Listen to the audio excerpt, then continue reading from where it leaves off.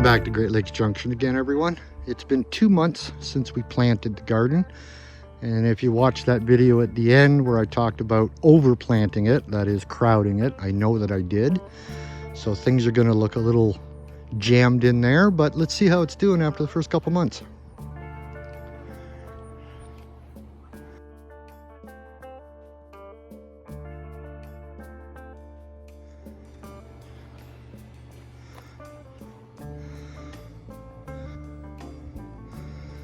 So that was our cauliflower plants in there.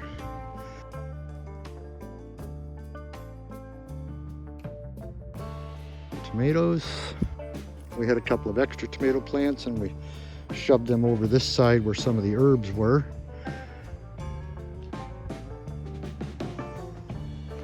Our green peppers, looking like they need some water.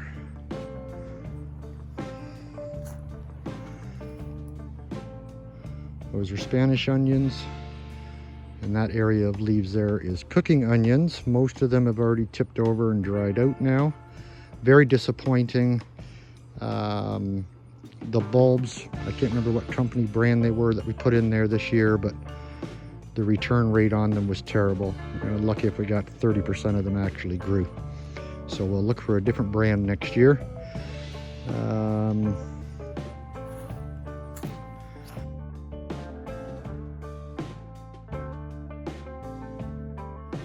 We got some peppers coming onto the plants now.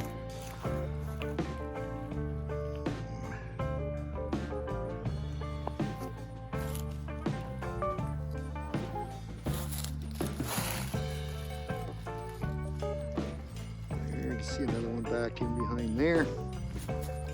So we're starting to get some peppers off them. The tomato plants are just loaded with tomatoes. Nothing's turning red yet. And we've got some different ones mixed in. So these, I believe, were Amish paste tomatoes, your standard Roma tomatoes, more Romas, and we got some beefsteak tomatoes, some more beefsteak. We got some blue cherry tomatoes. Some that look like they're starting to turn orange.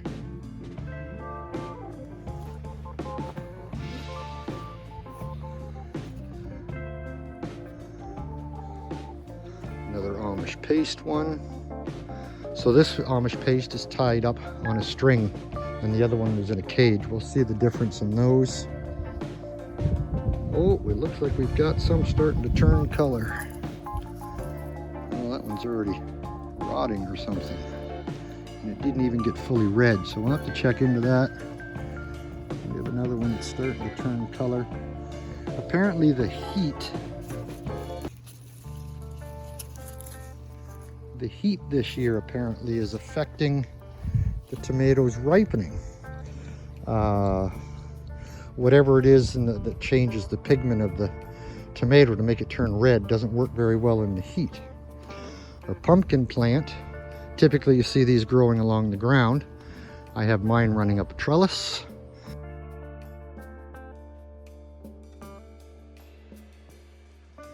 It's going up and it's actually running all the way across the top of this trellis now. As it grows, I just keep winding it around the top. So there we got a decent pumpkin hanging off of it there. There's another one hanging back in there. And there's lots more small ones that are starting out on that plant. We have another runner that is running along the ground. I don't see any pumpkins on that runner yet, but it will.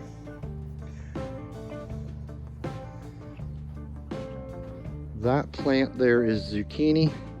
It's filling up the aisleway, the walkway, and it's not supposed to be zucchini. Our seedling plants got mixed up.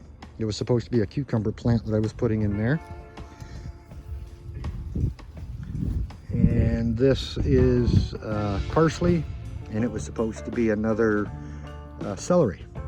We have celery right next to it. There's another celery plant kind of tucked in underneath the leaves. We've already taken 5 or 6 zucchinis out of this plant. And we got 3 more right there in the middle. And I see There's another one starting there. Lots of flowers, another one starting back there.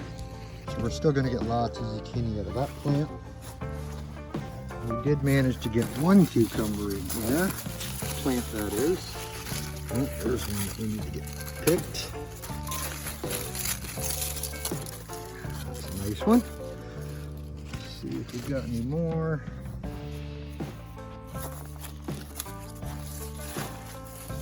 Yeah.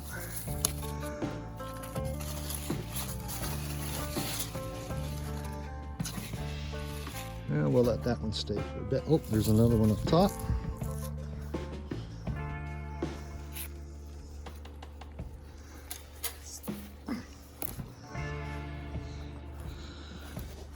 There's some good cucumbers. The other thing I wanted to point out was the mulch.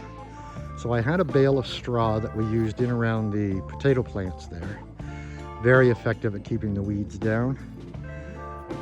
When I first put the onions in, I had some mulch leaves I put in because these ones would have been too big and buried them. And then once the onions started to grow, I put full-size leaves in on both the onion patches. And then I've used grass clippings in all the walkways. And it really, really made a huge difference on controlling the weeds this year. And it feels like a carpeted ground when you're walking in here on it. So I will continue to do that sort of stuff as a ground cover for mulch. It also keeps the soil cooler from this extreme heat we've been having, and it helps to lock in the moisture. In years past, without any mulch, you're out here every day watering because it dries out so fast. Now I'm lucky if I water once a week.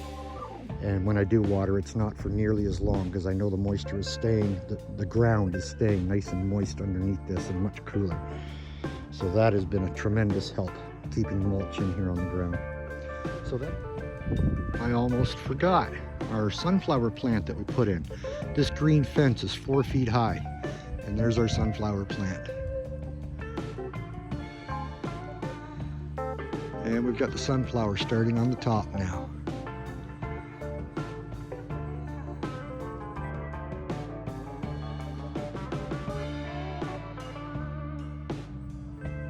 So that thing is a good 8, maybe 9 feet tall now.